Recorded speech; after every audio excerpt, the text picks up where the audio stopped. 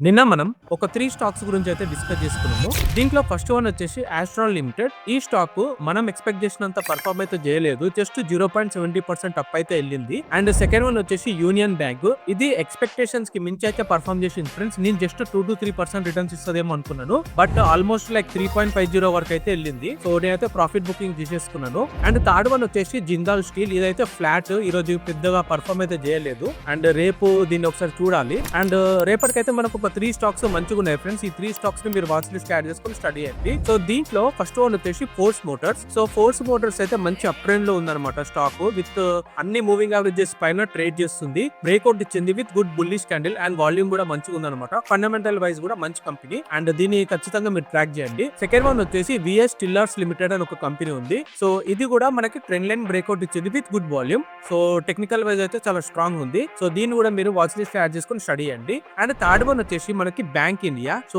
Bank India కూడా మంచిగా perform చేస్తుంది స్టాక్ పాస్ట్ ఫ్యూ డేస్ నుంచి వెళ్ళి. ఇప్పుడు కూడా బ్రేక్అవుట్ ఇచ్చింది అనమాట with good bullish candle and volume కూడా మంచిగా ఉంది. And it is trading above all key moving averages. So ఈ 3 స్టాక్స్ ని అయితే నేను రేపటి కోసం అయితే ట్రాక్ చేస్తున్నాను. దీంట్లో బెస్ట్ స్టాక్ కోసం మీరు BTST అని కామెంట్ చేయండి. నేను మీకు DM చేస్తాను. And that's it for today friends. రేపటి వీడియోలో మళ్ళీ కలుద్దాం. Until then good bye.